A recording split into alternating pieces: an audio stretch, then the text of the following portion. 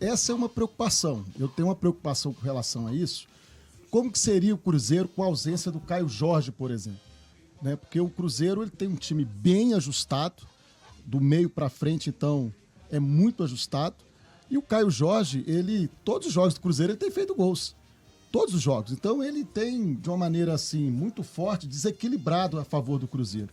Então, como que ficaria o Cruzeiro numa ausência do Caio Jorge, numa ausência por suspensão automática, né? A gente não torce por isso, é claro, mas uma lesão, todo jogador pode ter uma situação assim.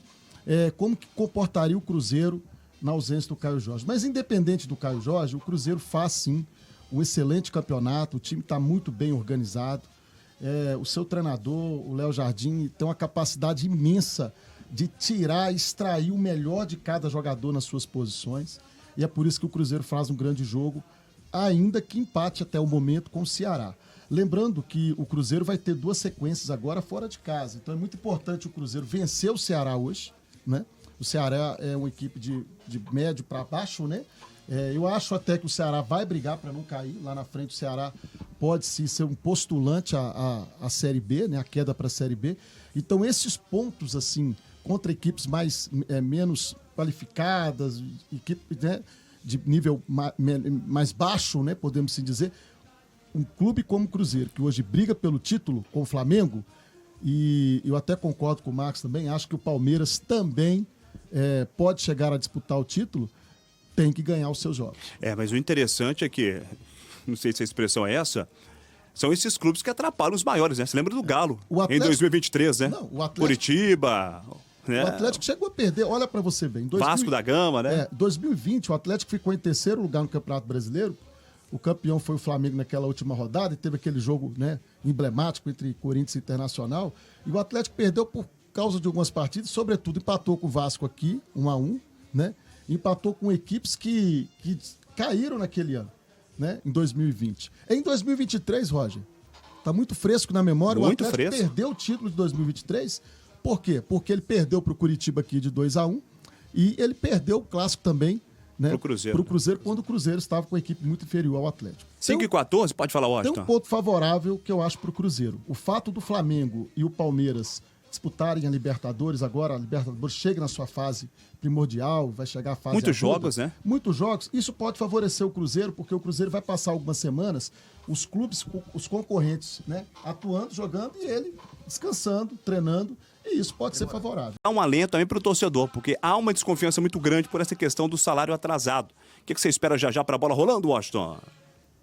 É bom deixar muito claro que o Flamengo é favorito para o jogo. Isso é total, né? Tem time melhor, joga em casa, com apoio da sua torcida.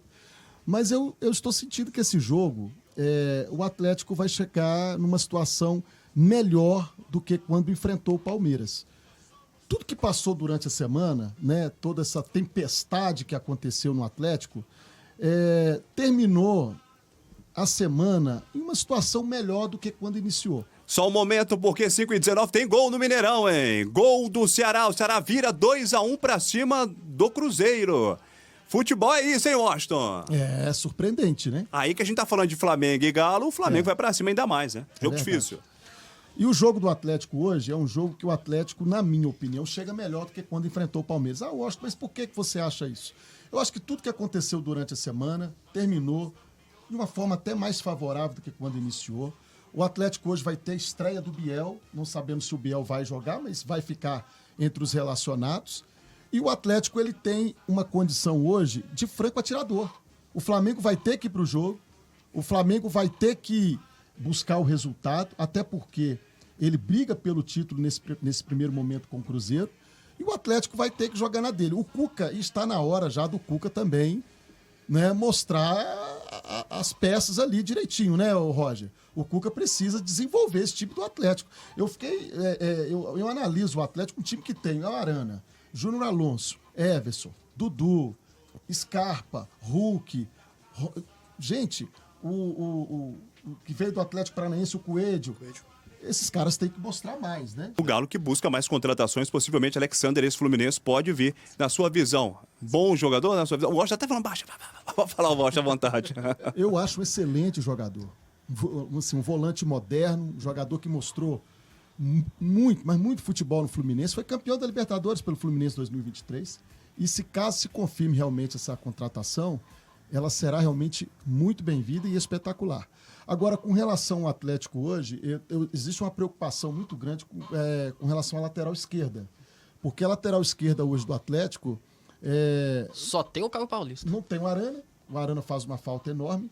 O Caio Paulista, eu acho ele muito fraco na marcação, muito fraco. Então, eu não sei o que o Cuca vai ajeitar nessa situação. Mas talvez fazer ali uma improvisação, né, para o setor ficar um pouco mais fortalecido, porque o Flamengo, pelo lado esquerdo, ele é muito forte. Né? Muito forte. E a gente tem ali o Flamengo tem ali o Bruno Henrique, que dispensa comentários, é um jogador de beirada, né? Então os marcadores têm que ficar muito atentos quanto a isso. Né? Se eu fosse o Cuca, eu pensava em improvisar ali na lateral esquerda. O Caio, sinceramente, ele ainda não mostrou a que veio, né?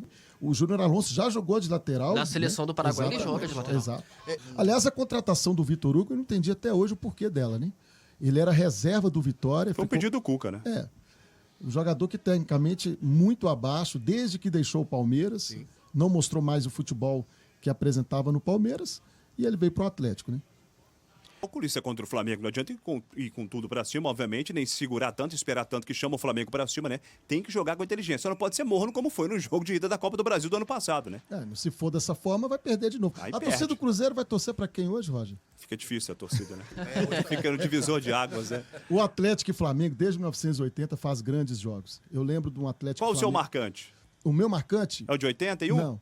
O meu marcante de 2014, eu estava no Mineirão, o Atlético fez 4-1 no Flamengo, quando tinha que reverter uma vantagem de 3 gols, né? E o Atlético conseguiu para a final e foi campeão em cima do Cruzeiro. Foi o grande jogo que eu vi do Atlético e Flamengo, né? Mas falando sobre os maiores clássicos regionais do futebol brasileiro, não sei se o Marcos e o Patrick vão concordar comigo, Atlético e Flamengo, Corinthians e Internacional são grandes clássicos que eu acho que por todo o envolvimento, né? Aí você fala de arbitragem, por isso você lembrou de Corinthians e Inter, né? Você lembrou também, né? É verdade. A arbitragem. Nosso amigo Márcio Rezende de Freitas. Muita polêmica em 2004. Aquele mesmo que não deu pênalti em 99, né? Também. Esse histórico do Vasco da Gama também no Campeonato Brasileiro sobe, desce, sobe. Impressionante, né, Mostra? Não tem uma situação regular no Brasileirão. É impressionante o Vasco, mesmo que muda a diretoria, muda técnico, muda plantel. É sempre assim, uma cabeça de gato enterrada ali. Não é possível. E o Vasco, na minha opinião, o Vasco ele tem mais chance de queda, o Marcos, do que o próprio Santos. Até pelo histórico. Até pelo histórico. O Vasco já caiu 5 vezes, né? 5 vezes o abaixamento. E o Vasco, ele tá todo desorganizado. A entrevista do Pedrinho, sexta-feira, foi uma coisa assim horrorosa, né? Transferindo todos os problemas do clube para gestões passadas. É claro que ele tem tentado fazer o seu melhor, ele tem buscado, né? Trabalhar e trazer soluções. Não é fácil, o Vasco é um clube gigantesco, tem uma torcida grandiosa, né? Talvez a 4ª maior do país, e a gente lembra do Vasco, né? Dos anos 2000, o Vasco campeão brasileiro de 89, aquele gol do Sorato lá no Morumbi contra o São Paulo. E aí eu fico imaginando a torcida do Vasco vendo esse time horroroso, um time fraco, péssimo, é uma coisa assim que de dar dó.